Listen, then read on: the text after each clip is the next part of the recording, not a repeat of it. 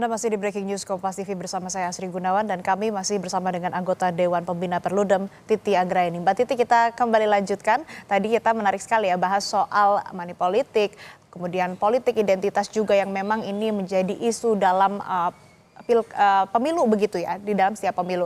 Ini pengawasan terkait dengan kampanye begitu yang akan kemudian berlangsung setelah penetapan calon yang nantinya akan dipastikan berlaga atau calon kepala daerah yang definitif begitu ya. Nah, Mbak Titi mungkin boleh ini terakhir juga sebagai mungkin closing statement, bagaimana memastikan politik kita itu bersih dan juga ini untuk bisa menjaga demokrasi. Kalau misalkan kita lihat sebelum-sebelumnya dari fenomena yang sudah terjadi, mungkin sanksi-sanksi yang diterapkan juga ini tidak membuat jera atau malah justru tidak memberantas politik uang dan juga politik identitas. Bagaimana yang harus dilakukan?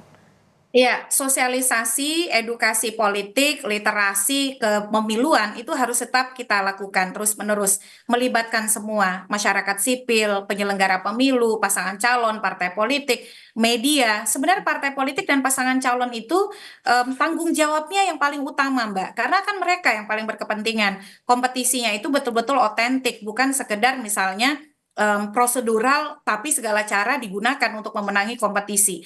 Di dalam pilkada ini tidak banyak yang tahu. Undang-undang kita itu sangat menempatkan politik uang itu sebagai perbuatan yang tercela dan jahat. Jadi di pasal 187A Undang-Undang Pilkada itu disebutkan bahwa jika terjadi politik uang atau jual beli suara, bukan hanya yang memberi yang akan dipidana, tetapi juga yang menerima. Jadi yang memberi dan yang menerima.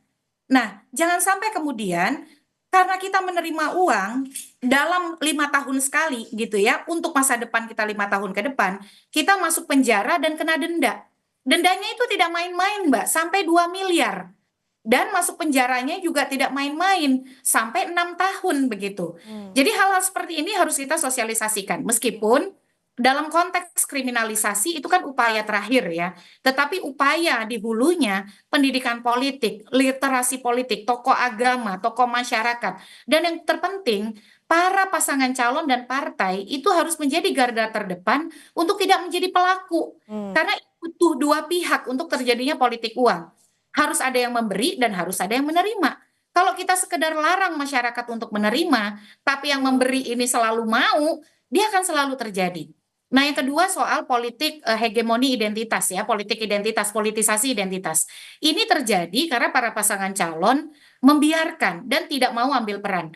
Harusnya kita belajar ya, ketika misalnya McCain itu membela Obama ketika ada isu bahwa Obama tidak lahir di Amerika Serikat dan beragama Islam.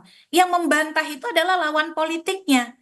Karena itu adalah virus yang sangat mematikan bagi demokrasi. Ketika penyebaran informasi bohong terbiarkan dan apalagi dia dilekati dengan sentimen identitas begitu.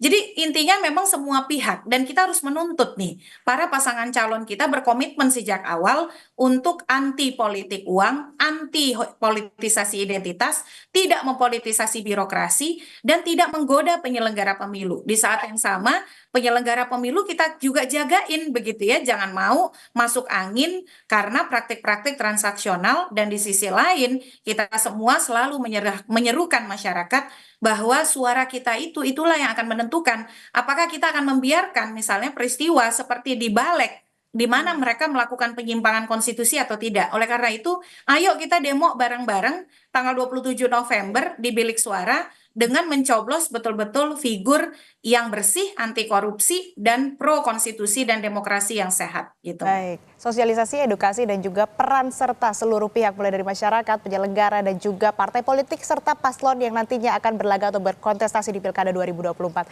Terima kasih Mbak Titi Anggraeni, anggota Dewan Pembina Perludem telah bergabung bersama kami. Sehat selalu Mbak. Terima kasih. Saudara tetap bersama kami, Breaking News Kompas TV masih akan kembali usai jeda bersama rekan saya Radi Saputro. Saya Asri Gunawan pamit, terima kasih, sampai jumpa.